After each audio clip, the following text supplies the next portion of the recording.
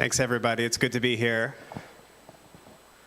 Welcome to Harrisburg. Oh, it's great to be here. What a great bookstore. It's incredible. I've never been here before. I'm just in awe. And I was looking at all the older books next door, and I may lose my wallet before I leave here. When I lived here, I lived like 4 blocks down that street, and I spent many hours here looking at books, buying books, and just like hanging out at the tables up in the balcony. So it's very nice to be here.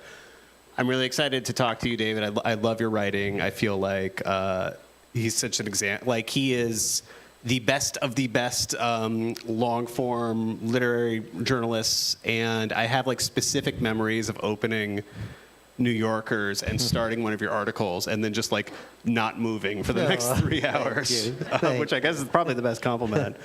But it's exciting to talk about The Wager, and I've heard you talk about this, and I've heard you talk about what it was that drew you to the story as you were doing research, like the idea of dueling narratives and what is truth, and people trying to frame a story in very different ways. But I'm wondering what you were looking for when you even got there. Like, how did you start the research? Were you looking particularly in this world of 17th century ships? Or like, what was it that you were looking for in the archives that kind of got you in that world to begin with, to come across these amazing diaries? Yeah, usually I don't know really what a story is about until I've looked into it. So your question is a good one, because it's not like I came with this thought and then looked kind of within these themes of truth. I mean, they were clearly going around and swirling in my head. But I had finished Killers of the Flower Moon, and I was doing that thing you shouldn't do as a writer, which I was sitting in my office day after day just kind of going, hi, honey, you're home? Okay. And just kind of waiting for divine inspiration, and you really have this moment of kind of restless terror, like, am I ever going to find something to write about? It's really almost, as a writer, the worst place to be, not knowing what to do with yourself. And then this kind of went on for, I confess, for several weeks more, and I was like, I need to find another book. And so finally I said to myself, well, it's not going to happen passively. I can't just sit here. But it is the challenge of being a generalist. So I used to cover a beat very early in my life, but I haven't covered a beat for years. So it's not like I go from one subject and I'm covering the White House and I'm Bob Woodward and I think, okay, well, I got the new administration, or I'm going to do this agency. Mine is like, I don't know, I'm in the Amazon, and I just kind of go where the stories grab me. So it's not like I really have the back one completely filed away, ready to go. So in any case, I thought to myself, well, what interests me? And I thought, well, mutinies interest me. Fair. Big fan of mutiny. Yeah. And partly I just said, well, okay, it's kind of an interesting form of rebellion, because it's a form of rebellion that takes place in a military apparatus that is designed to impose order that suddenly disorders. So as we know from literature and film, mutinies kind of are these very electric things. Are they, extreme outlaws, or is there something rotten in the system that will justify the rebellion? Often you see the mutineers romanticize them. So in any case, it just kind of intrigued me. So I started reading everything I could about mutinies, and I was on the computer searching, and something linked me into a British library, and suddenly I was looking at a scan of an 18th century account about His Majesty's ship, the Wager. It was written by John Byron, who at that time I had never heard of. I had never heard of the Wager. He was the 16-year-old midshipman on the vessel. And it was written in this very old English. And, I had my phone next to me, and, I had the pull of ESPN scores. Congratulations, Eagles fans. And yet, I'm kind of reading, and the S's are rendered as F's, they do that in that old English. And it was kind of faded. It was original, it was faded. And I go, this is kind of tedious. But then occasionally I come across these words where Byron would describe the hurricane around Cape Horn. He said it was the perfect hurricane. And then he described the scurvy and then the mayhem on the island. And that was the first thing that got its hook. So the first time I'd ever heard of the wager. Then, of course, I later looked more into John Byron. I learned, oh, my God, this guy was the grandfather of the poet Lord Byron. And then I dug up Don Juan, his famous poetry. And, oh, my God, he's like plagiarizing the account from his grandfather and turning it into beautiful poetry, I should say. He he was influenced. But in any case, but that was the initial seed. It wasn't enough for me to say I'm going to do a book, but that is what grabbed me. You, earlier in your career, got really good at this form of journalism where you just immerse yourself, you hang out with somebody, you get them really comfortable, you experience things with them. I think the profile of the squid hunter is a perfect example of that. And then you shifted more and more to the archives first journalism.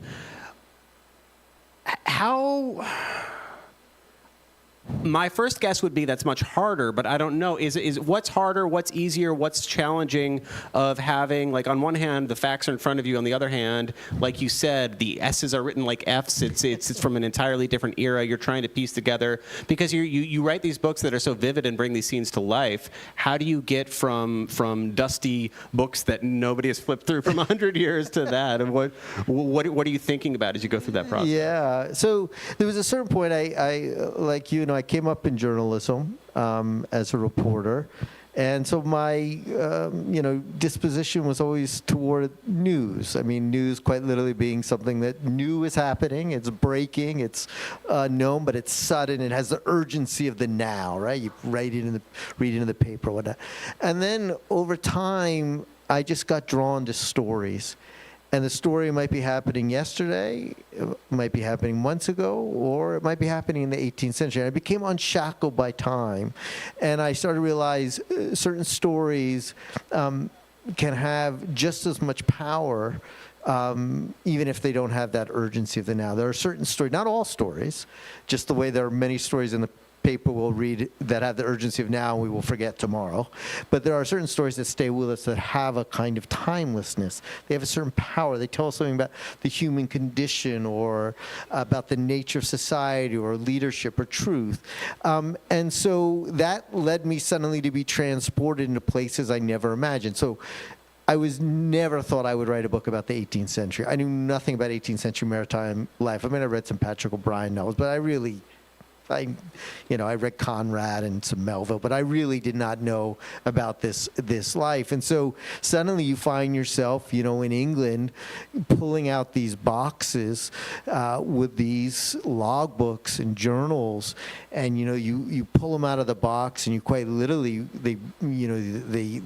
you inhale dust, and it's not an exaggeration. It was a very purplish dust because it was the covers that had disintegrated and were disintegrating. And then you would lay them out on pillows, and you would have to turn the pages with almost like a bookmark so that you wouldn't damage them. And you start to try to extract these stories. And it took me about a year, in the case of The Wager, to become fluent in the language, in the coded symbolism, in the lingo of a ship, it took me a long time before it became almost like a natural language. And I'll just give you just a quick example, because you talk about extracting information. Sometimes you'll be looking at a document and you think, oh, this document is telling me nothing. Let's take a muster book. A muster book is when you arrive on a ship, your name is written down, your rank, and the date. And that's kind of it. I thought, muster books, what do they really tell you? I would say it was kind of cool. I could see like David Cheap's and John Byron's name written in The Wager. But other than that, I was like, that's not really that informative. Cool picture, but that's about it. But then I kept noticing these little letters, written symbols next to the names. And one of the symbols next to so many of the names was these two letters. It just said DD, DD. DD.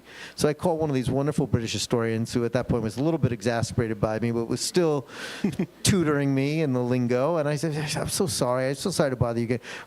What the hell does DD mean? He said, David. He said it with a British accent. He's a British historian. It was discharged dead. And I was like, oh. And I went back to the book and I was like, oh my God. This document is telling me the human toll that this voyage had taken. I started to calculate numerically all the DDs. And of 2,000, nearly 2,000 people gone on this expedition, now if the number, I don't know if it was more than 1,300 had perished and had DD written next to the name. So sometimes documents communicate to you in different ways. So you're extracting information like that, and then you're looking for the material in the journals that provide you scenes and narratives. But the challenge is, as you say, and it's why the books take so long, is it's so frustrating sometimes because you just can't call up John Byron and say, "What were you thinking?" Yeah, what were you thinking? Or like cheap, like, you know, when you shot him, like what was going through your head? You know, and he'll write in his journal, I was forced to proceed to extremities. And you just kind of want to ask him, all right, well, what were you thinking about those extremities? And how did you justify? And you can't. And you're kind of stuck. And so the challenge and the challenge and the thrill is to somehow be shackled, because you have these shackles, and yet somehow mine them and transform them into vivid scenes by, you know, and by always just taking the best bits and then figuring out structurally to how am I going to do it. So, for example, something like The Wager, I can't resolve the conflicting accounts, because if they were all alive, I might be able to get better to the bottom of it. I mean, I might be able to interview all the witnesses. Maybe I got a little iPhone camera going I can watch, and but I don't. I just have these rigid accounts, and so that's why you have to make these decisions. So you're shackled. How am I going to tell the story and yet be faithful to the material? And so that's why I came up with the 3 narratives, 3 narrators. It's so interesting because this is a world that's so romanticized. And then you bring it to life, and it's disgusting. Yeah, you really don't want to be in that shit. Horrifying. Yeah. Look, times are tough. You feel better about yourself after you read The Wager. I'm just telling you. It's like, I can't recommend the book. I don't know if it's good. It may be terrible, but you'll feel better about your own life. And like, we just need to like pause on scurvy for a moment too, because the description scurvy. is. Yeah. And like, I was wondering, like, whoever figured it out, like, all you need to do is eat a lime. Yeah, and a you're little vitamin C. Yeah. Well, you know what's so interesting, and it is the kind of. I'm glad you mentioned scurvy, because 2 things happen. Let's get into scurvy. Yeah, 2 things happen. One is, you know, you start reading about that they had this scurvy outbreak. It's considered the worst maritime outbreak in history. You know, it just countless, hundreds and hundreds of people died. And scurvy killed more seamen in that day than battles and storms combined. I mean, it was the killer. And of course, all they needed was some vitamin C. But when I was getting into it, you know, my thought was narratively, I had these journals, and they, you know, belabor their descriptions on the scurvy, understandably. Like, my teeth are falling out. You know, my hair is going, oh my God, the disease is getting into my head, and I'm raving mad. So I had these incredibly vivid descriptions. I thought to myself, had I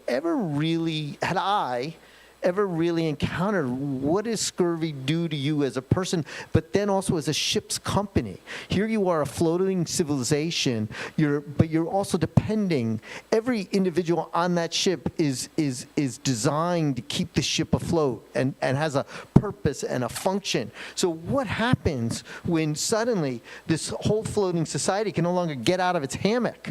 And so I thought, okay, I can reconstruct that. The other thing that happened, and that often happens, and how you connect to stories in the past, is I wrote the scurvy section right when COVID hit. And that was just by happenstance. Obviously, I didn't design it that way. And so here I was, you know, if you can think back to those early days where we were like, we didn't even know, what is this thing? You know, and so, you know, we were at that period. I mean, it was truly, I was writing in the very first days, we're like, honey, do we get the package or do we leave the package outdoors? Right. Has it been 24 hours out there? Okay, get the fantastic. We're going to wipe this bugger down from Amazon. And so, no, but that's what we were like. We literally, you just didn't know. And you had that fear, the fear of the unknown. And so I would read these accounts, and they were like, they didn't understand insurance back then, but they certainly didn't understand that they needed vitamin C. So, you know, the seamen are going around the ship going, you know, or like, oh, bad breath. Maybe it's on your breath, or oh, it's in the water. Oh, it's in the, and they were just desperate to try to figure this out. They were taking vinegar and staining the bottom of the ship. Or burying them in dirt, which like kind of gets a little close that you need something from the land. Something from the land. There was some mystery of the land. And why was it at sea? And it was always, it was usually on a long voyage. It was about kind of 2 months out that it would start to happen. So in any case, you kind of connect. And so I wrote about scurvy with I felt a great deal of empathy for these people on the ship and the bewildering element, because I felt like we were living through our own plague. What was... You've said that this is not an area you knew that much about going into. As you kind of understand this complex world of ships and man of war ships and just kind of these naval battles. Like, what to you was the most interesting thing that either you had never thought about it before, or in your broad understanding of this world, you thought about totally differently? Was there anything you came across they were like, oh my God, I just can't believe this is how this worked? Oh my gosh. So I will say a lot. I mean, there was so much. I mean, I became obsessed with just the building of the ships. I mean, I researched just how they floated the wood, how they find the concave pieces to fit together. Because these ships were kind of both the engineering marvels of their time, but they were also incredibly vulnerable because they were all made of wood to the elements of storm. I would say there were a couple things. One was just the language. I had no idea. You know, I always say we stand on history, and half the time we have no idea why we're standing on that history or what the history is. I mean, it's just, I speak for myself and my own ignorance. And so when I started coming across, when I had to learn the language of the ship, and I was like, oh my God, I've been speaking the language of the age of sail all my life, and I had no idea. So when I learned that, like, a scuttlebutt, because I had to learn all these terms. So the scuttlebutt was like on a ship, and it was where the seamen would gather to get water. But what would they do when they would get their water rations? They would gossip. So we say scuttlebutt. You know, when I was reading, the boatswain whistle is blowing his whistle for piping hot, and piping hot was the boatswain's whistle for the hot food, and pipe down was when the boatswain would blow his whistle for quiet before battle or at night. And then there was occasionally just come across one that just kind of blew my mind. So under the weather, because I just always thought under the weather, it just felt like a metaphor, right? Yeah. You're kind of sick, you're under the weather, right? And then like it's quite literal, like you're on a ship, and you if you're sick, you can't serve on watch, so you're not on deck, so you're kept below, and you're quite literally under the weather. So these terms just went on and on to turn I can go on and on, but I could have written a whole book on the language. To turn a blind eye, do you guys know that one? I don't know if any of you read the book, but to turn a blind eye was Admiral Nelson. When he wanted to ignore his officer's signal flag to retreat, he took his telescope and he put it up to his blind eye. So today we all say to turn a blind eye. But that language, it was such the form, it was the main form of travel, and it influenced so much of language we speak to this day.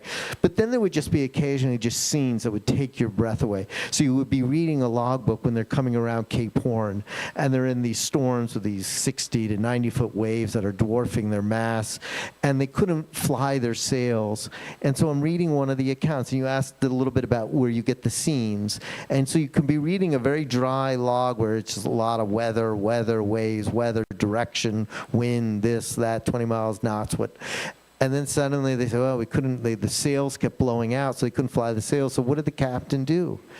He told the top men, who are usually the younger people who climb the mast to furl or unfurl the sails, he said, climb up the mast in a hurricane. So they climb a mast, these are about 100 feet high, and he told them to use their bodies as concave sails. So as they're clinging to the ropes while the ship is going 45 degrees to one angle, 45 degrees to that. First of all, you're like, oh, that's a scene. Yeah. That's a scene. But that's the type of thing where you're just like, I just can't believe that. How excited were you when you saw a notation that somebody had shot and eaten an albatross right before the weather turned? Right, and then you feel the line with the poetry and the albatross. I mean, and the thing that interests me, I think, in all of my books is the way we tell stories and the way we shape stories and the way stories influence us. And so, like, when you're telling this story, you have the shooting of the albatross, and of course you have the great poem, and so the albatross has influenced literature. When they're going around Cape Horn and they're in the storm, they are dreaming beginning of getting to Robinson Crusoe's island, which was the Ferdinand's Islands. Now, that was a real place where a real seaman had been a castaway. He had been rescued by a British seaman. The British seaman wrote it up in his logbook. That influenced, who wrote Robinson Crusoe? Help me. Defoe. Defoe, thank you. I'm getting senile my old age. William Defoe. So, which became one of the first modern British novels. Many consider it the first British novel. And so there they are, coming around Cape Horn in their delirium. They're thinking of a real place, but they're also thinking of a place that they've read in fiction.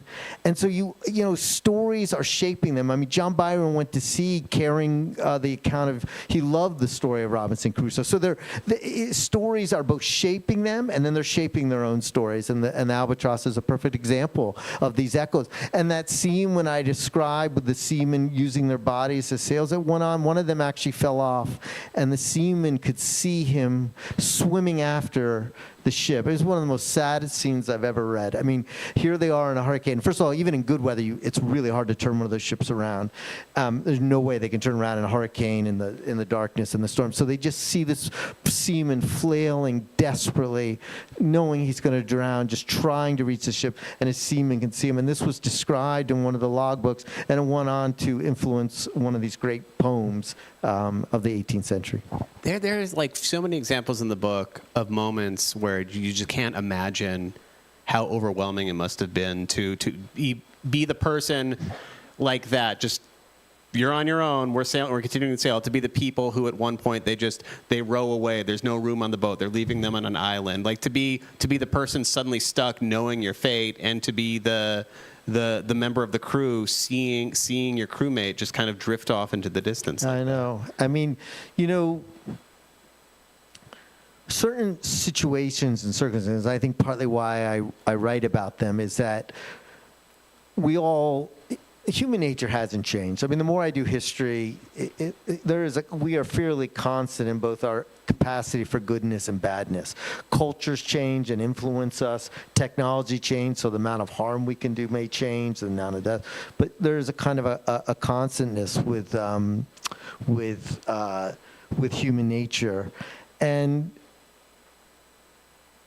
when they get put in these very tense, confined circumstances, whether on a ship or on an island, it's like a laboratory, and it's really testing their human condition and revealing them and revealing both the good and the bad. And I think that's partly why I'm drawn to these types of stories, because, you know, me sitting at my desk is not very interesting. I mean, my human nature isn't really being tested in that moment. Yeah. And then the question I always would ask myself is, who would I be?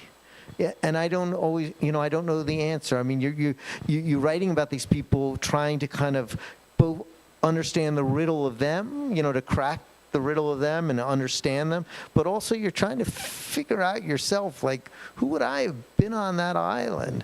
And if you think you know the answer too quickly, you're probably not asking it hard enough. I could ask this question about a lot of your books, but I'll ask it just about this particular one. At the end of this process, you finished this book. Was your assessment of human nature more optimistic or more pessimistic? Because on one hand, like there's times where there's mutiny, there's cannibalism, but there's also these incredible feats of will of traveling for years. I mean, like I don't know at one point I would have given up, but I don't know if I would have made it back to England. 6 years. Yeah. 6 years. Someone come home and their families don't recognize them. And on these ships, you'd have someone who was like, on the wager, the cook was 80 when he left. You can imagine, did he make it back in 6 years? But some of these were boys, and they would come back as grown men. That's such a good question. I'm funny because I write about a lot of dark stuff, but I always kind of have this hope of goodness. Mm-hmm. And I think it's kind of why you write, and then you often get disappointed. You're like in Killers of the Flower Moon. You're just like, I can't believe these people are doing this. And you're just horrified. You're just horrified at your fellow humankind. I think what I take away is less one or the other, but that we are capable of both, and it makes me very conscious of what does it take to be better. How do we be better? How do I be better? How do we learn? How do we shape our culture? How do we teach our history? How do we teach our truths? How do we become better civic citizens? How do we be better neighbors? Those are the questions I ask, because I don't think it's that I see both in almost everything I do. And you see people suddenly capable of wonderful acts of heroism and sacrifice, and then just acts of sheer barbarity. And so I think at least I want to write about these things to try as best I can to improve myself a little bit, but hopefully, this idea that we learn from the past, and maybe that's where I am naive. I still cling to the illusion that we study our past, not just to understand our past because, it's interesting, but because it is our past that teaches us who we want to be in the future. And that may be an illusion on my part, but I cling to it. And we're again in a moment where whether or not to even look at that past seems to be a political question of the moment. Oh, yeah. I mean, Killers of the Flower Moon, I don't know how many of you are familiar with the story, but it was, about the systematic killings of members of the Osage Nation in Oklahoma for the oil money in the early 20th century. There's a history that's not even really that old. I mean, less than a century ago now. When I was doing the book, was less than a century ago. And, outside the Osage Nation, it was really excised from almost everybody's consciousness, including my own. And, there are laws written in Oklahoma now that is so vaguely written that teachers have been afraid to teach the book. And so sometimes Killers of the Flower Moon is piled up in some school books. And to me, that's just such a mistake because, you can pretend there isn't certain history, but the history still shapes you. We stand upon the past. That past radiates through us. It echoes through us. It's no different than as an individual. You could pretend about the things that you didn't do, but they still shape you. And it's true of countries. So, I think that is a mistake. And I think we are better off learning from the past. And the past is filled with goodness. And even Killers of the Flower Moon, as you say. I mean, I was in awe of people like Molly Burkhart, the woman at the center who crusaded for justice while putting a bullseye on her back. So there are these stories within the stories. Again, human nature is human nature. You did an interview with, they're no longer publishing, but one of my favorite podcasts, Long Form, where they talk to people like you about your work. And you talked about it at a few different points in the interviews. The idea that, like, in your mind, whether or not you ever achieve it, there is like a perfect way to tell a story. And I'm wondering, you have written magazines, you have written magazine articles, you have written books that have become movies. How much do you think about whether the way to tell a certain story is wildly different from form to form to form, now that you're in one way or another kind of have your hands in all three different ways to tell the same kind of story? Yeah, it's such a great question. I don't think anyone's ever asked me that. Really good. I think each form is its own thing, and I think the demands of the form are very different. So, if you even just take a newspaper story, which is what I began, I was a very bad newspaper story writer because I always wanted to tell stories from beginning to end. And my editors would always say, oh, yeah, that's really good, but we're going to take your last paragraph and we're going to make it the second paragraph because the reader's got to know what happened right away. I'm like, yeah, we can't tell them they found the squid or didn't find the squid. It just goes against the way my grandmother told me stories. So I was a bad newspaper writer. It's like I just could kind of flunking my way through things. But then a magazine story, you have only so many beats. So, and they could be more larks. They don't have to have as many dimensions. Mm-hmm. There aren't as many trap doors to go through, digressions. The form doesn't allow it. And a book, you're looking kind of for kind of multi-layered dimensions. And if I'm going to ask you to come along on a voyage, it really has to have themes that speak to you. So it can't just be an adventure tale. It has to be something more. And so, for example, when I would go to the archives and I would be reading about, these castaways accusing the others of, I loved it when one of them said, oh, that's a fake journal. And then I would go back home and I'd turn on the news and I'd, oh, fake news. And then I'd go back to the archives and, that's misinformation. That's full of lies. And then I'd go back to the newspaper and I'd be like, alternative facts. And so, and I realized, okay, this story's kind of like a parable. And I can explore these scenes with perspective because I have historical hindsight and speak to them. And then I've had the the honor to have some of these great directors come along and adapt my work. And I find that the most interesting, because I think I have realized, because I just watch films. I've never been involved in the film business. I mean, I help people when they need my help when they're adapting the work, and I'm a resource, and I offer documents or whatever I can. But I don't want to make movies. I want to write books. And the more I have witnessed it, the more I realize those are just very different mediums. And I think too often, people conflate them.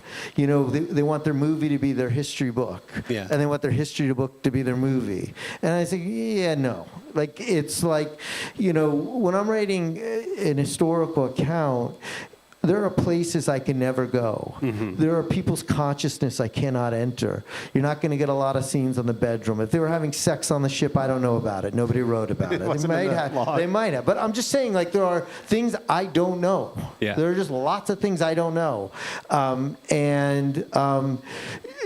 People, your choices are determined by the underlying material. You have to find the perfect form for what the material tells you. I never want to have a form in my mind and impose it on the material. The material will tell me what the form of this book should take, or this magazine story should take. What is the ideal form that reflects the themes, reflects the underlying material? So for The Wager, it was these competing narratives.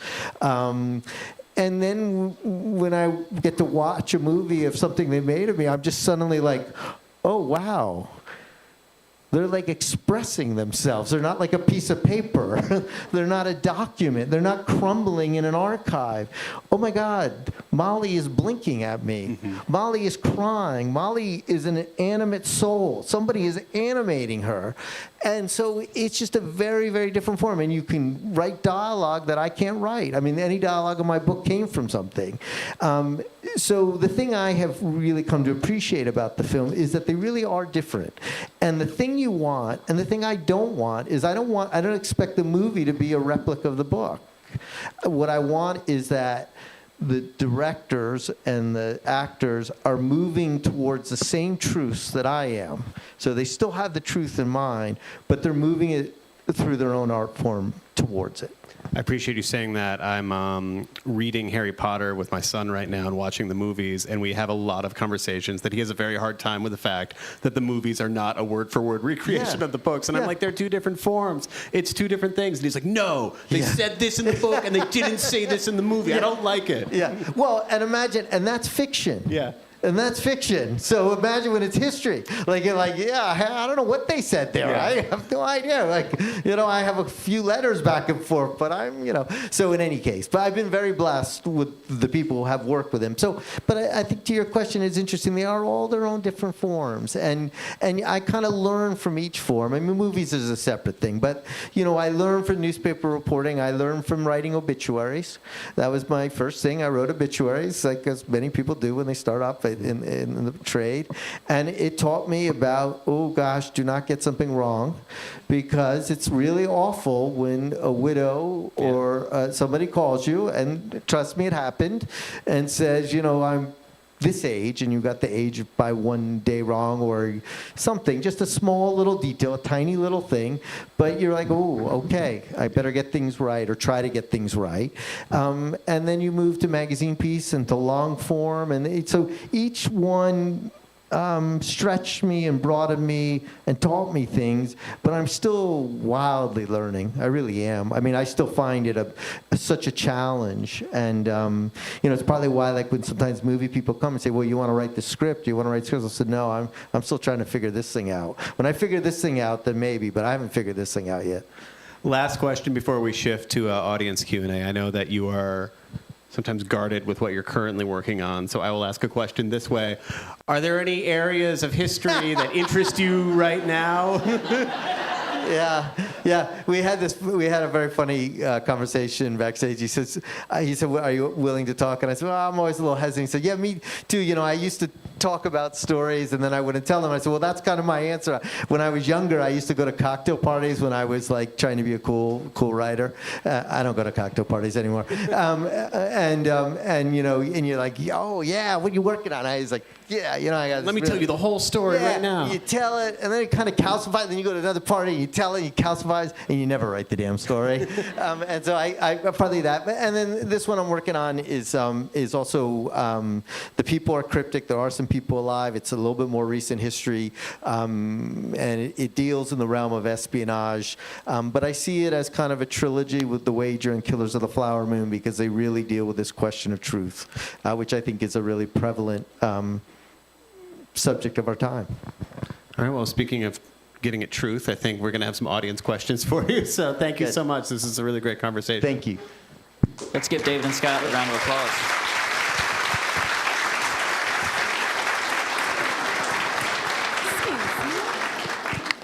All right, so we're going to transition to audience Q&A. I have a mic over here. Amanda has a mic over there. We'll start with me, so we'll start over in this general area. If you have a question, raise your hand, and I'll come around with the mic. We'll start here, then there. Well, I love all of your books. Thank you. But I'm wondering, you've used all these source documents and diaries and journals. Currently, I don't know anyone who's keeping a diary or writing letters like they used to, and everything's electronic. So what will you do about stories from contemporary times or future authors? How will they find these kinds of details? I will probably be interred by that time, but yeah, it's a real question, and I don't know the answer. It's so interesting when you're living inside of history. As we are now, these things present yourself, and they're kind of puzzles, and you don't fully always know the answer. But I think it will be a real challenge. Obviously, people present themselves in social media now. So in some ways, it's really easy for me to find people now. It's like so easy. You're just like, oh my gosh, they're everywhere. Ooh, look at the picture with their wives or kids. I can find you. Really, nobody is a blank anymore. But there's a performative nature to social media. I know that from my own use of social media. I'm presenting myself. I'm an author. Maybe I'm trying to sell a book, or I'm being careful. I want you to see me in a certain way. We're in private, long letters and journals. It's a whole different view of yourself and self-interrogation and self-thought. And so it's a real question. And then, of course, people email, but, emails aren't usually kept. When people often pass, people don't, unless they download. I'm working with someone now trying to get they were supposed to be a great email correspondent, but I'm trying to find their emails are no longer alive and trying to get people to see if they kept any from, So it's a real puzzle. It's a real challenge. I don't know if, Twitter is revealing, but tweets aren't the same as journals. So, and then also, even governments are more and more using, even when they're not supposed to be, often using data that disappears quickly, and so it raises a lot of questions about how we will be able to tell the history, what will be the documents, and there will be new forms. So there'll be these forms, Instagram. I didn't have Instagram in the 18th century. I, imagine all the photographs on the ship. It would have been very revealing. So there will be elements that are new and revealing. Videos. When you have people's videos, I find that really helpful. A lot of iPhone videos. But how do we preserve that? It's a large question. And I think the skills of journal writing and letter writing are probably disappearing. And so what does that mean? All right, over here to your left. At one point you said about how do we teach our history, and I'm wondering if it's your history that's important here too. I wonder what you wanted to major in, or if you knew what you wanted to major in when you were 17 years old. Did you even think about going to college? What did you finally major in? How did you get to journalism? And how in the hell did you get to the fiction? Wait, what was the last thing? How did you get to your journalistic fiction? Oh, yeah. I think she said, "How in the hell did you get to your journalistic fiction?" Let's get that quote right. Yeah. So I always had an urge or desire, I think, to write. That was kind of something I always felt. I wrote little stories. I had a journal when I was young, and I used to make up some bad, not very good stories. And I would write bad poetry. I wrote fiction. I wrote essays. I just kind of wrote. I never knew what form it would take. When I was in college, I was a terrible high school student. I kind of a troubled kid, and I was, I'm a good example that, you don't need to be, as I try to tell my kids, it doesn't all have to be perfect. It can work out. And I actually had a lovely guidance counselor who called a college in Connecticut, where I lived, and said, because no college would take me, and they said, just take a chance on this kid. He said, I think he's got something there. And so they did, and school took me, and I studied international relations and history and government. And early on, I wanted to be a novelist back then, and I tried to write fiction. I was a terrible fiction writer because I couldn't imagine things. I just couldn't make things up. I couldn't figure out what their dialogue, and then at a certain point, I realized, and then I had to get a job, and so I got a job. I taught for a while. I actually taught 7th and 8th grade history and Spanish, and then I got a job as a reporter, and I was just looking for ways to support myself. Nobody wanted my fiction. I wrote one novel that's dying in an attic, in our attic right now, being nibbled on by mice, and then eventually, things are not, when you're a writer, it's like, there's not a path. I mean, I did not have a path. I mean, I did different things, trying to write in different ways. I didn't and I didn't study. I didn't go to a journalism school. I did not study narrative nonfiction. And so I kind of just stumbled into it. I kind of failed at things. I kind of failed as a newspaper reporter. I failed as a teacher because the 7th and 8th grade kids, just ate me alive. And I had a full head of hair when I went in, and I came out bald as a cue ball. And then I started to realize, okay, all right, okay. I can't invent stories, but I can excavate them. And so I can't imagine what people say, but I can find out what they said. And then I can use some of the techniques I learned in fiction, like to build stories around a human being, to look for scenes, like to build it around scenes, and find the dialogue in the books that people used or recorded or in testimony and transcripts, and rather than just summarize it, show it. And what's the best bits of dialogue? And so I just kind of, and I really wasn't until I was about 34 or 5, that maybe even older. I was in at least my mid-30s, and probably really even closer to 40 before I was doing what I do now. When you first made the jump from magazine article to a book, was it exciting or terrifying? Terrifying, Yeah. but everything I do is terrifying. I'm That's a good place to be. I'm like the person boarding the wager, waiting for the wreck to come. No, honestly, everything you're like, this isn't gonna work out. I'm Larry David. I'm just like, I really want to intern for Larry David. I love Larry David. I do. I have such as like. In any case, if you read The Lost City of Z, it's like Larry David in the jungle, and that was before anyone knew who Larry David was. So I take credit for Larry David. No, I was very terrified, and what was interesting, the way I resolved it was very interesting. At first, I was like, how do you write a book? And then I started trying to break down. Outlines are your friend. Mm-hmm. Outlines are your friend. If you're writing a book or a magazine piece, outlines are your friend. I'm sure it's the same with you. Structuring it, where's it going to go? And I realized, okay, I started breaking it down into chapters, and I was like, okay, all right, there's going to be like 25 chapters or whatever it'll be in this book. I was like, okay, 25 magazine pieces. I can do magazine pieces, and I looked at each chapter as a short work, but as something that was part of a longer global, and I always had to have that eye above the chapters because they have to connect, and each chapter has to have its own suspense that's then part of a larger narrative. But nonetheless, it was the way I conquered my fear. David, I read an interview from several years ago that you did where you said, I suppose I'm always searching for that story that I might execute perfectly, and I think that will keep me going until my death. So if there's anything that you would second guess yourself about with this book, what would it be? That's a good question. Yeah, you got me on that one. It's interesting. I feel pretty good about this book. I will say I feel pretty good, given the challenges of somehow. I had enormous challenges on this subject. I mean, I didn't know anything about an 18th century ship, and to learn what that life was like, and to kind of work with these older documents. I mean, I didn't even have, with my other books, I always had descendants, people who knew people who could talk to me, and I could get oral histories. This time I called a few descendants, they're like, yeah, I don't know. I mean, yeah, they knew who they were, but they were like, I don't know. And I would tell them things like, oh, that's great, I'm so glad you know that. I can't wait to learn about my ancestor.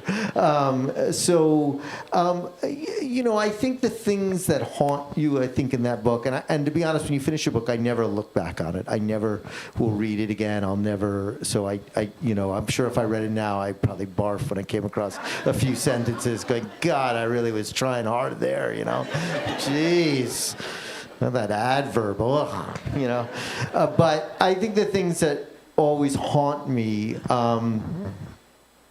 are some of the unknown things that remain unknown. So, like the story of John Duck, this free black seaman who, survives so much of the travails and the hurricane and the scurvy and then the castaway journey. And then, unlike the other survivors, he can't give his testimony because he's kidnapped and he ends up in slavery.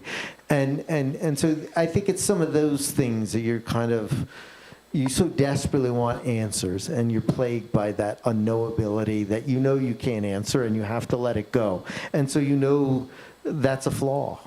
That's a flaw, because you are human, and history is fragile, and the preservation of memories is fragile. And sometimes there are systematic reasons why certain histories are erased. And you confront that, and so that's your failure, because you can't overcome it. Over here again. Talk about your relationships with your editors. Yeah, the early ones will go, some of them will go unnamed, but as an early reporter and writer, I had some good ones, but I sometimes felt there's this story, I don't know, you may have heard this one, but, there's a reporter and an editor, and they're in the desert, and they're dying of thirst, and they suddenly come across an oasis. Do you know this one? I don't think so. All right. They come across an oasis, and the reporter drops down into the oasis, into the water. He's just, and the editor drops his pants. He starts to pee in the water. And the reporter turns to the editor and says, "What are you doing?" And the editor says, "I'm making it better." So for, early in my career, I had some editors where I did feel like the pee was going in my water. I feel very blessed in my later half of my career. The editors are at the New Yorker are worthy of the reputation.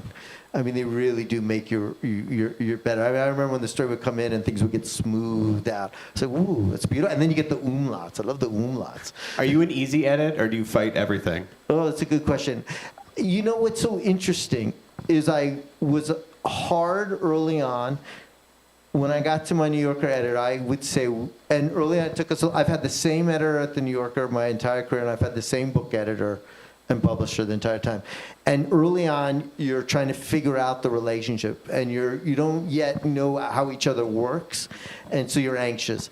And then you figure each other out, and I have so much faith now. So if either of my editors, my book editor or my magazine editor, they say something to me now, even if my initial instinct is maybe, oh, no, I'll be like, and I will never not deeply consider something, because there's so much trust built up over time. Yeah. And I will just say, they push you to do things, to kind of go further, to explain. Just to give you an example, a really good example. My editor at the New Yorker, who, he's like the Maxwell Perkins of his day, but people don't know his name. His name is Daniel Zaleski. He's like, the guy is a wonderkid. He edits some of the greatest writers you read of nonfiction. I mean, he's just, and everybody fights over him because everyone just wants him. But I remember when I filed my first piece, and I was new to the magazine, and he had just come over from the New York Times. And I got my first piece. It was about the sandhogs who dig water tunnels. Actually, it's my second piece. Sandhogs who dig water tunnels underneath New York. to build these incredible water tunnels. They go about 800 feet underground. And I remember it came back, and it literally was a question in every sentence I had written. Every sentence. And at first I was completely flabbergasted. I was like, who is this guy? No one's ever done that. And then I started to answer the question, and they were making me more precise and more vivid. And thankfully I learned so much from them that now when I submit a piece, maybe I get them questions only half of every sentence I've written. I remember the editor I worked most closely with, like a younger new person at NPR, sat in an edit once, and I was like, I'm feeling really good about this feature, and we go through it, and he's like, this is all out of order. This needs to be here. This needs to be here. Why did you do this? I think you need to do this all over again. And then I fought back, and the younger person is like horrified. She's like, this is so uncomfortable. Oh my God. I'm like, no, this is a great edit. Like, we're working through it. Like, Yeah. you don't like the opposite of when yeah, that's good, run it. You're like, wait a second, something went wrong here. And you do want some element of tension. I mean, you do want but actually it was Patrick Rading Keefe, who I'm sure many of you have read, a colleague at the New Yorker, has written some great books. And there was a piece recently in the New Yorker about editing over the years for the anniversary issue. And I thought he had the best metaphor I had never thought of. He said, it's like basically when you're working on a piece, and his editor is my editor too. He's like, basically, it's like you're in a foxhole for months all by yourself. It's like somebody jumps down with you into the foxhole. And so there's something very comforting about that, because suddenly you're figuring out all the flaws. You have someone to talk to, all the doubts, all the questions, the flaws, where are the flaws? And there are always flaws. And you always need someone. The key is to find the right people to give you the advice. And when you find them, don't let them go. Because writing is a solo act, but it isn't. It really requires, it's very hard to see your own work. I mean, if you could leave your own work for years at a time, but we don't work that way. So if I'm working and I'm under deadlines or pressures, and even book pressures, I got to finish a book in so many years, I don't have the time to completely get distance from something. So I need that input. And so I rely on these two great editors and my wife, who's my first reader. And I will often say, and this is something I've learned, but it's very painful, it's as important what goes into your book as what goes into it. And so I have what I call the God No file. And the God No file happens when I give my first chapter. Every time I finish a chapter, I tiptoe out to my wife, Kira. She was a journalist too, much smarter than I am. I said, will you read this now? And she'll sit down, and then I creep away, and I kind of peer nervously around the corner. I could see the pen. What's the pen doing? Is the pen doing things? What's the pen doing? Is it? And then I'll hear, oh, God, no. Oh, God, no. And I'll give you an actual God no example, because if you read The Wager, if you take it home with you, in the first chapter, your friend had spent months, maybe let's just say even years, learning how to build a ship and what went into a ship and how they loaded the animals and got the wood and floated it down rivers and blah, blah, blah, and how they nailed it together. And, I could tell you a lot about a ship, and I was obsessed with it. And she read that, and she was like, "Oh God, no!" She's like, "Nobody wants to read 20,000 words on you giving an encyclopedia reconstruction of a British ship." And so that 20,000 words in your book, you will be blessed to read. Maybe 500, maybe 1,000 remain, and hopefully it was the best 1,000 words gets distilled. I was curious as to whether you, as part of your research, had visited, for instance, HMS Victory in England, or the Constellation or the Constitution over here, just to get obviously complement the documentary research that you did, but actually, bang your head on the timbers as you walk through and so forth. Yeah, unquestionably. So back to my British historian who told me, DD, I said to him, I do this in all my reporting, even when people are alive. I approach them and right away admit that I am an ignoramus. I mean, you should have seen me when I went out to the Osage Nation. I'm like, some New Yorker who's never seen a prairie. I mean, honestly, I was like, just bleed. I don't go in with haughtiness into anything I do. I don't know anything about what I'm writing about. So I go in very ignorant, and I just try to learn and I do have a genuine sense of humility because I feel really stupid. And so this British historian took me out to the Victory, and I asked him, and he gave me a tutorial. And we spent a full day The Victory was bigger than the Wager. It was bigger. It was Nelson's ship. It's still there. I really recommend, if you're ever in England, going to visit it. It's quite something. He went through, and I could just, get a better sense of where they stored the food, how the hammocks were exactly, how they hanged them, how their dinner, the tables would fold down from the roof, just every little detail, and it could bring it to life, and I could visualize it. So, and the ships really aren't very different other than in size. The Victory had an extra deck, but other than that, one was just more confined. They're very similar in terms of everything, the way the ship was laid out. And I even went so far, and this isn't described in the book, but I even at a certain point after 2 years of archival research said, "Hey, sweetie," to my lovely wife, I think I better go to Wager Island. And so I even made a journey out to Wager Island. I got a Chilean captain to take me there. He sent me a photograph of the ship. Looked really big, looked like something out of Jacques Cousteau. I felt really good. I got there, and I was like, ooh, that's not the boat I quite imagined. And it was a wood-heated boat. So what do I mean by wood-heated boat? It was heated by wood. I also had the great, bright idea that I had to go in wintertime, because that's when they were shipwrecked. And so we went on this little vessel through these channels along the coast of Patagonia, weaving through these little islets. We would chop down trees to heat the boat, and then we would hook up a hose to the glacial streams to get water for this little vessel. And I took a shower. It was the coldest shower I ever took. 20 seconds. I stunk by the end. I was like, I can't shower anymore. And then after about 5 or 6 days of this, the captain finally said, if we're going to get to Wager Island, we're going to have to go out into the open ocean now. And the Wager Island is located in what is known as the Gulf of the Penas, which translates as the Gulf of Sorrows, or some translate as the Gulf of Pain. And so we headed out into these seas, and, compared to what the Wager was through, they were pretty calm, but let me just tell you, I live near Long Island Sound. It was nothing like Long Island Sound. They're 10 to 20 foot rolling swells. And we're in this little boat, and you just would sit on the deck of the boat, and you couldn't stand. If you stood, you might break a limb. I took every seasickness medicine known to humankind. I had the patch behind my ear and the thing around my wrist, and I was basically drunk on Dramamine.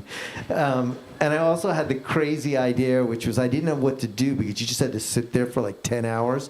And I was like, all right, well, what can I do? And I said, well, I had my phone with me, and I had Moby Dick on my iPhone. I had an Audible. And I think it may be, arguably the greatest American novel ever written, the worst novel to listen to when you're in the Gulf of Pain. And you're listening to Ahab just drive people to wreckage and death and doom with some biblical overtones. I was like, not the right book for the circumstances. And but my captain was very skilled. He got us to Wager Island, and it remains this place that was desolate. But it was so important because it really helped me understand what they went through, get me closer to the people I write about, and I could understand, that they were suffering from hypothermia, which I didn't realize until I went there how cold it was, even though they kept saying it was cold. But it's not that cold. It's 32, but it's always wet, always sleeting, and always blowing about 20 or 30 miles out the ocean.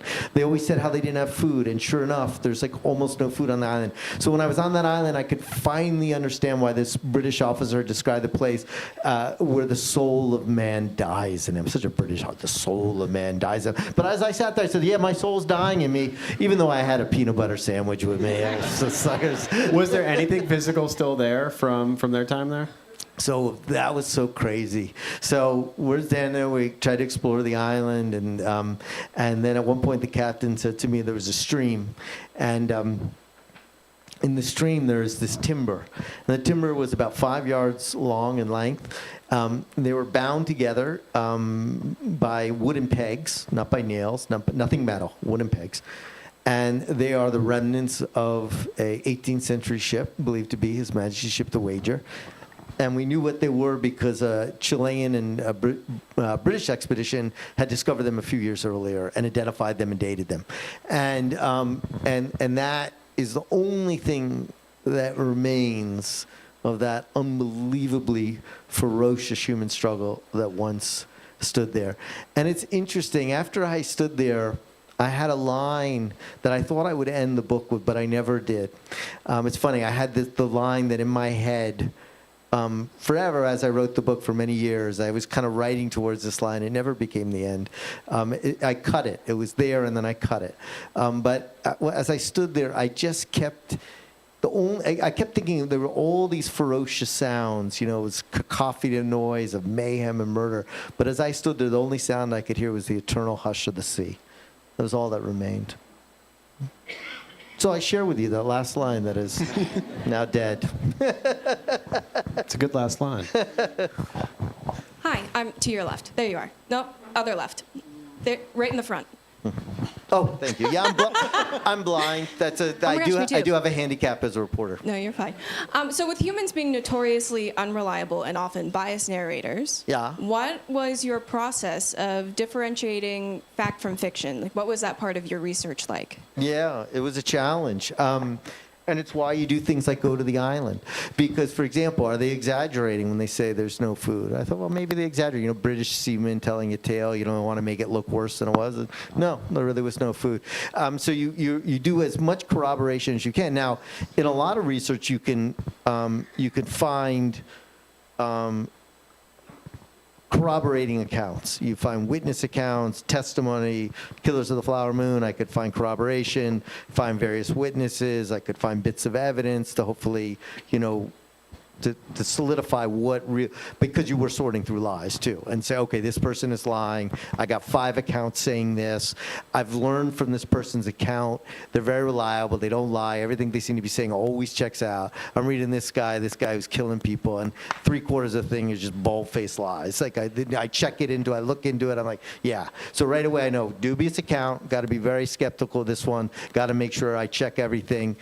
And so you start to assess the validity of accounts. What your narrators feel more trustworthy, or just more factual by nature. Sometimes it's not even because they're dishonest. They're just, but this person really seems. And so it's the same way when you interview people as a scene. So you start to assess validity. You start to corroborate. But with the wager, you did get to a point where you are stuck, because I can't interview all the witnesses.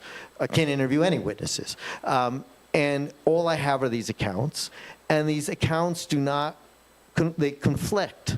Now, what's interesting about them is none of the narrators tend to lie. They don't, none of them says, like in Killers of the Flower Moon, where they're like, yeah, I didn't kill that person. Like, they just bold-faced lie. Nobody says, I didn't shoot that person, I didn't commit a wee bit of cannibalism. But what they do is closer to what human beings generally do when we're not killers who are trying to conceal our crimes, is that they would shape their story, and they would.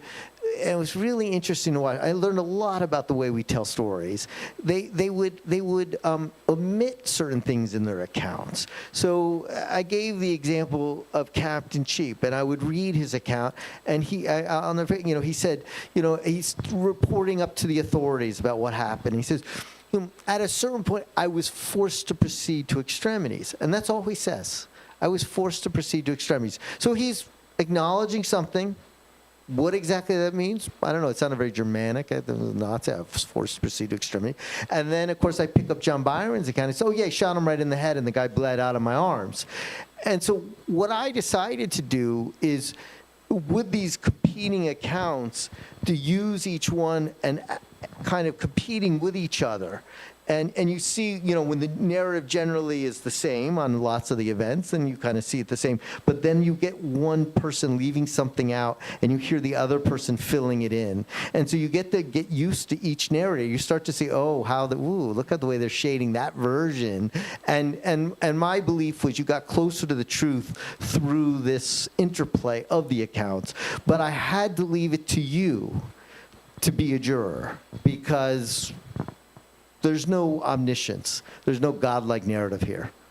Let me ask you, though, you said in the beginning that you, like any other person, tries to imagine yourself in that situation. Would I do this? Would I do that?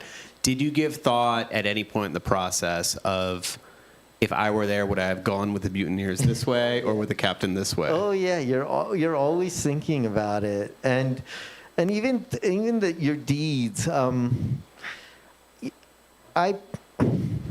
I think I probably would have gone with the mutineers, but I don't know. I mean, Captain Cheap seemed a little unstable at that point, and they had been through a lot. Yeah. And his idea of sacrificing himself for empire at that point seemed a little foolhardy. Yeah. And a little delusional, but also the way he was treated and abandoned, it was wrong and unethical, and they clearly left him to die because they hoped his story would never be told.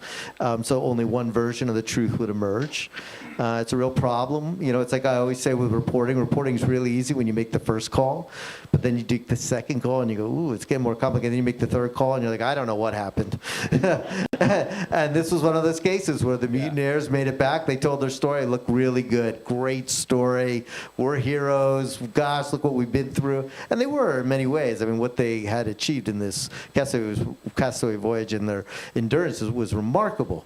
But then, several months later, another boat washes ashore with some other castaways, and they tell a very different story, and things start to get very complicated. I love the drama that clearly doesn't exist anymore with communication of just like the professional wrestling level entrance of like, and now I'm back. Just like 2 years later, here's somebody else rolling into England. That was to me, like every once in a while, and you develop a dark sense of humor sometimes. You're writing about scurvy and all this stuff, but I had such a dark sense of humor when I was like, oh my God, look who just showed up 6 years later. I mean, because you have to understand, I'm learning about this the same way you learn about it when you read it. I don't know. I'm like, and you're like, this is crazy. It's like some bad Victorian novel. You're like, oh my God, Uncle Joe's back. It's the captain.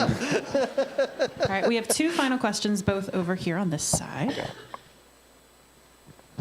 Hi, I aspire to write some historical fiction, but the organization of the research always seems so daunting, and so I am just stuck. I'm wondering what methods or software you use to organize your research, and do you have any staff to help you with that? Yeah, so I'm a kind of a technophobe, which I don't say that proudly. I mean, once I adjust to technology, then I'm really into it, but I'm just very old and out of fashion. So there are these kind of cool software that people are always trying to get me to do. I think it's something called Scribner or something. I don't know.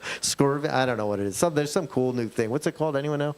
Scribner, thank you. And people have been trying to get me to use that for years, and I'm still using my Microsoft Word, and I just have multiple files open on the page. But basically, I just try to, you do your research, you do all your research, but then the key for me is I just have to make it where I can manipulate the research. So whatever I read from a document or a book or whatever, I type it in, I create a digital library on the computer with citation, and then I can move that information to outlines, and that way the information can move around. I will have research sometimes, like, for example, help with like transcriptions. In terms of archival research and stuff like that, I always do it myself. There's something about just you have to hold it, and you don't know what you're looking for, and there's a serendipity, and unless you're immersed in it, and it's also that question you asked about scenes. Like, I just have certain things in my head that I'm going to be looking for, and so I'm just going to go and do that. But I would say, I think the most important thing is you do the research, but then you create outlines. You just create outlines, and you don't have to overwhelm it. Have your God know file. But then you write it, and then you cut it. I mean, that's what I do. I write it, and I cut it, and that's just the process. Is this on? Yep. Where am I looking? I'm here. Oh, okay, yeah. And I stand up, Seth, I'm holding my coat. Wager was an 18th century man of war. The whole purpose of a man of war is to carry guns. Why wasn't the gunner an officer? Can you shed some light on that? Yeah, well, he was a petty officer. He was a petty officer. He was not. He was considered an officer, but he wasn't in line to become a captain or an admiral or a lieutenant. So the carpenter, people had certain skills. So he had and he probably came from the middle class. We don't know that much about his background. Lower middle class. And the fact he could write is very striking. So he was. an officer, and the role of a gunner on a warship was enormously important. I mean, there was nothing more dangerous than you can imagine on a floating wooden vessel carrying enough gunpowder to detonate and destroy an entire village, which is what they would do. They were ready to go to war. So it was a place of enormous responsibility, but it was very, very rare for someone of his station to ever become a commander of his own ship, even though he clearly had the skills of a seaman to be one. All right, on that very specific note, can we have a round of applause for David Grann? Thank you all so much. Thank you. Steve, thank you so much for those great questions. Thank you. Thank you. Thanks, everybody.